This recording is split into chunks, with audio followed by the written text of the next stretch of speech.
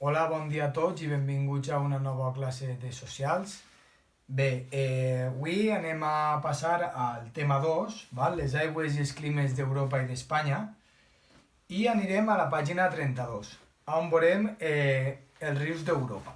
Bé, Europa està banyat per diferents mars, ja ho sabem, l'oceà Atlàntic, el mar Caspi, el mar Negre, el mar Mediterrani i l'oceà glacial àrtic. Bé, depenent on desemboquen cada riu, veurem que són les diferents vessants, val? Que és, la vessant és on va a parar aquest riu. Bé, tenim en primer lloc la vessant mediterrània, vale? El vessant mediterrani són rius poc caudalosos, val? Tenim així i són molt irregulars, ja que a causa del clima i de la poca quantitat de pluges, bé, en estiu pues, perden gran part del seu cabdal i de més. Bé, així veiem que destaquen l'Ebre, que el tenim a la península Ibèrica, a Espanya, val? Naixen del Tebre i moren, naixen Reinosa i moren del Tebre, ja ho veurem més avant. I després tenim el Roine i el Po, val?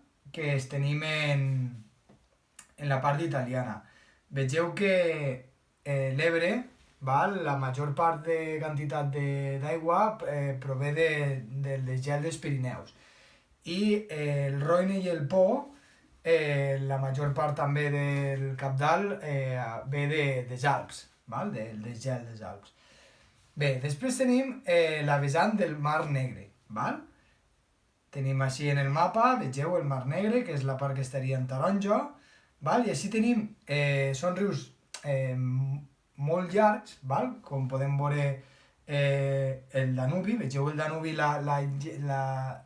l'expansió que té, val? I es posa que són també caudalosos, val? Són navegables i destaquen el Danubi, el Dnieper i el Dniester. Bé, estos rius, tots els rius que estem dient, la majoria, bueno, tots pràcticament, llevat d'alguns en algunes èpoques en concret, són navegables, val? Perquè tenen gran cabdal. Bé, després tenim la vessant del mar Caspi, que tindríem és que estan en color marró. Val? Tenim el riu Volga, que és el més llarg de tota Europa, val? I bé, i són llargs també i caudalosos. En aquest cas tenim el més llarg, vegeu el Volga l'expansió que té.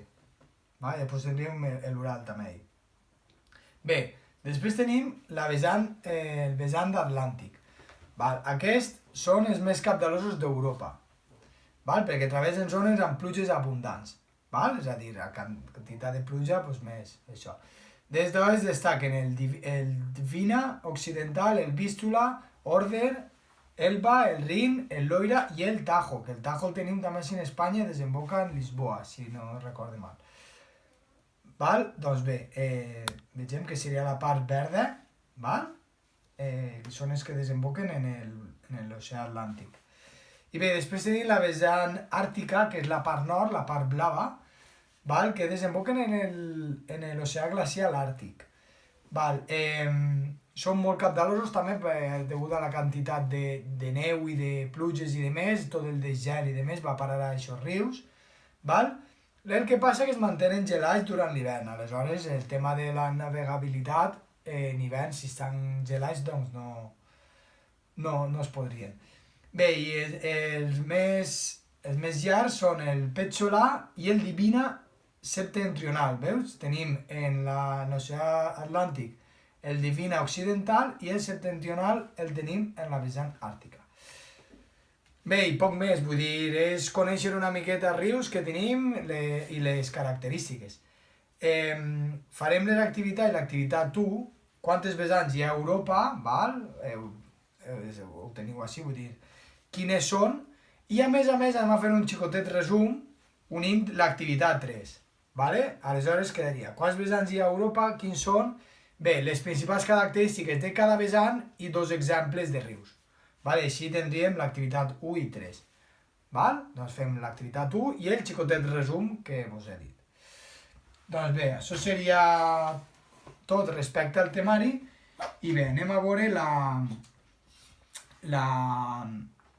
el repte del divendres, val? La sopa circular. Bé, vos deixo així el resultat i anem a veure el repte d'avui. Val? Un quadrat sencer. Dues d'aquestes figures, si es posen una damunt l'altra, formen un quadrat de color marró fosc.